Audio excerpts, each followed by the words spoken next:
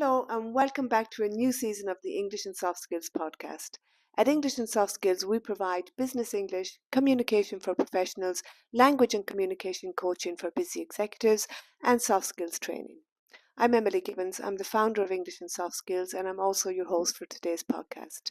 I'm joined by my colleague Aisha Bushipti, who's a trainer for us at English and Soft Skills, and she's also a psychologist. Welcome, Aisha. Hello, thank you very much for having me. I'm very pleased to be here today, and I hope that this podcast will be of added value to the listeners. And happy back to work, everyone.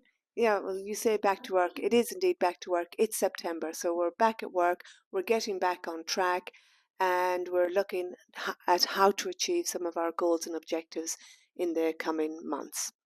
So, Aisha, perhaps to begin with, that can ask you about uh, setting goals in September as opposed to setting them in January. I recently read that people who set their goals in September actually have a better chance of success than those who set goals in January. Is there any reason perhaps for that? So both September and January and every beginning of week, beginning of a new month, beginning of a new day serves as a temporal landmark. So it gives us the fresh start effect. So new beginnings, a new start, a new season. Hopefully we're rejuvenated and after the summer break. So it serves as a kind of psychological reset, which makes it a great time to develop new habits, new objectives, etc.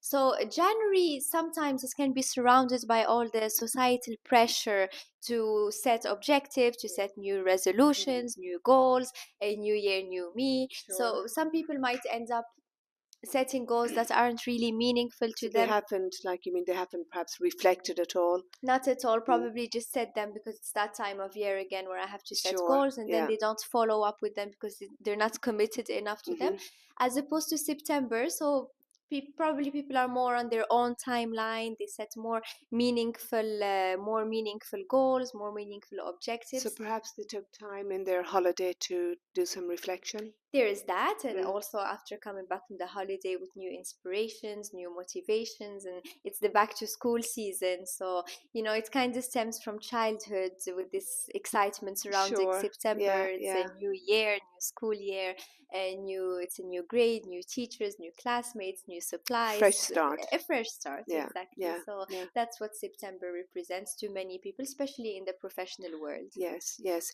Yeah, it is that time of year, even for us at English and Soft Skills, where we're actually setting our own goals and objectives for ourselves and for the company for the coming year. And it's also the time when we're contacted by companies and by many professionals who want to work on their communication, their personal and professional development. So now it's that time where we are setting goals for the coming months or the coming year, both maybe personal and professional goals.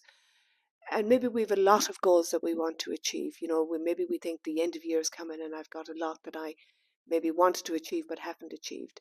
And perhaps in that way, we're actually setting ourselves up for failure. So, how could we go about setting or choosing what goals to choose to ensure that we don't fail? A very good question. So first I want to start by emphasizing the importance of goals. So goals, they really give direction and purpose. They serve as milestones or landmarks to measure our progress. So goals, they allow you to see where you are today, how far you have come, and how close you are to where you want to be. So sometimes, yes, we can have a lot of goals, and how do we know which is the priority or how we can place them in hierarchical order? In order to do that, it's simple. I always say everything goes back to self reflection and introspection, asking yourself the right questions and being honest with yourself. So it'll depend on your current life circumstances, on your context. And we speak about 7 main areas of your life. So you have the professional, personal, social, spiritual. It can be different from person to another. And it's recommended to have one goal for each domain of your life, just to have a good balance in the different areas of your life. And of course, with one or two top goals in which you will focus your time, energy, and motivation. Because we can't do everything at the same time. Yeah. So sometimes our life will require that we give more to a certain area and less to another, Sure. depending Sure. on what's required from you at that time. Sure. So perhaps something like a perhaps something like a SWOT analysis would be a good way to decide. And would you recommend a SWOT analysis for globally, or do we break it down by areas? You mentioned the 7 different areas of our lives. Do we break it down by each area, or do we do a global SWOT analysis? So thank you for bringing that up, Emily. SWOT analysis, SWOT is a great tool that we use as coaches and trainers. So just to it for whoever is not familiar with the acronym SWOT. So S stands for strengths, W for weaknesses or limits, O for opportunities, and T for threats or obstacles. So here it's self-reflection. You enumerate your strengths, and then once you have your strengths, you decide, how can I make the best out of these strengths, how can I be most optimal. And then your weaknesses or your limits, that's where you know what you need to work on and what objectives or goals you need to be setting for yourself. And then what are the opportunities at hand, okay? And then the threats or the obstacles, what could be in my way, what could come in my way to into achieving that goal or objective. So here what I would recommend is a general SWOT on your life, on you, and then from there you will know what areas are need you most. So Wonderful. So now we've determined what goals we want to work on for the coming period of time. And it may be one major goal, it may be a number of smaller goals, but we've defined that. Now, how do we go about actually effectively achieving those goals? Because it's great to have them, but actually we want to achieve them. So how would you suggest that we go about doing that? so goal setting in itself is a skill. So achieving the goal and all of that are skills, but setting the right goal is a major part in achieving the goal. If you don't know what you want, then you won't be able to achieve it. So here, so I like the word you used, effective. So that's what the effective goal setting will turn a general broad aspiration or wish into an effective smart goal. So SMART, once again, is an acronym that I'm sure you're familiar with. So SMART, S stands for specific, M stands for measurable, A for achievable, R for relevant, and T for time bound.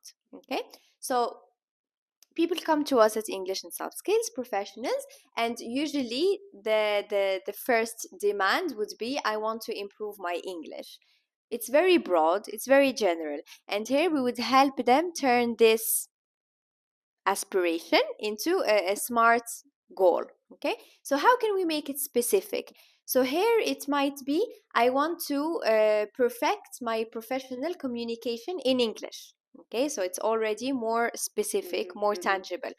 How can we measure your progress in this goal? How can we make it measurable? I want to be able to deliver full presentations in English to my team. And I want to lead meetings in English. Okay, so here these are elements that will help you measure your progress. They're tangible. They're You tangible. can touch them. You can touch like. them, exactly. So Yeah. here you will break it down into smaller steps with your trainer or your coach. Okay, how can I be able to deliver presentations? We will work on your public speaking in English. We will work on your this and that and that. So you break it down into smaller steps. And then how can you make it achievable? So here, what are the resources that you will put in place to help you reach this goal? Okay, will I be contacting English and soft skills? Which kind of trainer do I want? Which format works best for me, etc.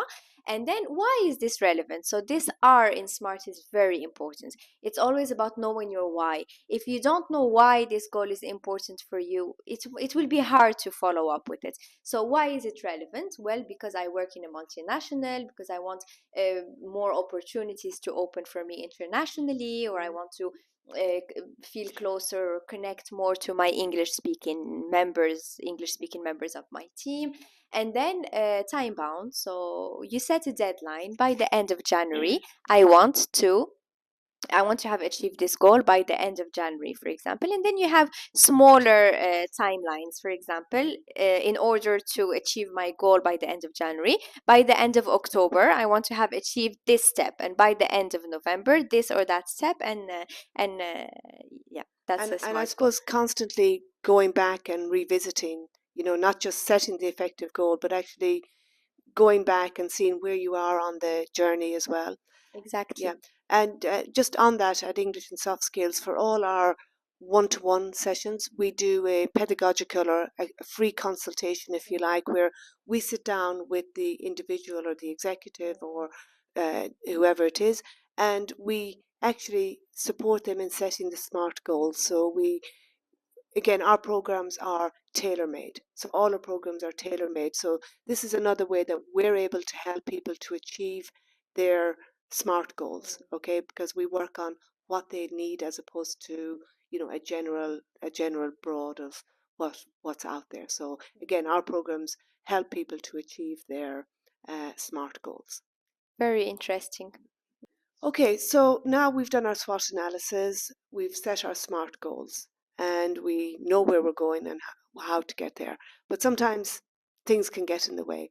How can we remain motivated all the way through to actually achieving our goals? So there are two types of motivation. There's the intrinsic motivation, which stems from an internal satisfaction. Okay, so here the goal is stems from a deep desire, deep willingness to achieve it.